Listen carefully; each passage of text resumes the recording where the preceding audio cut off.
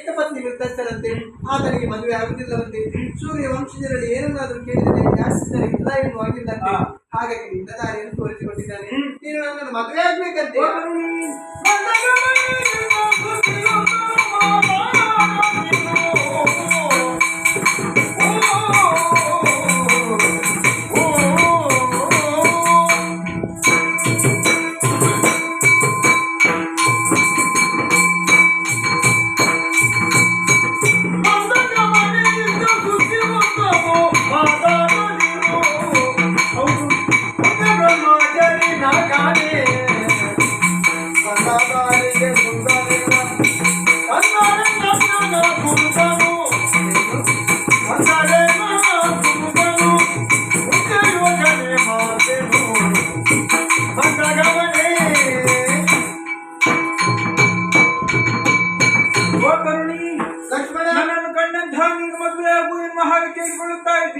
ನಾನು ನಿನ್ನನ್ನು ಮದುವೆ ಆಗಕ್ಕೆ ಆಗುವುದಿಲ್ಲ.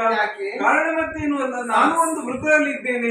ನಾನು ಬ್ರಹ್ಮಚರ್ಯ ವೃತ್ತದಲ್ಲಿ ಇದ್ದೇನೆ. ಅಣ್ಣನ ಮಾತಿಗೆ ಬೆಲೆ ಇಲ್ವೇ? ಮತ್ತೊಂದು ಹೇಳಿದೆಯಲ್ಲ, ನನ್ನ ಅಣ್ಣನನ್ನು ನೋಡಿ ಬಂದವಳು ಅವನೇ ಹೇಳಿ ಕಳುಹಿದ್ದು ಎನ್ನುವ ಹಾಗೆ ನೀನು ಅಣ್ಣನ ಬಳಿಯಿಂದ ಬರುವಾಗ ಯಾವುದಾದ್ರೂ ಒಂದು ಆಧಾರವನ್ನು ತಂದಿದ್ದೀಯಾ? ಇಲ್ಲ.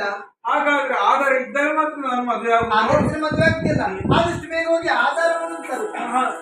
ರಾಮ ರಾಮ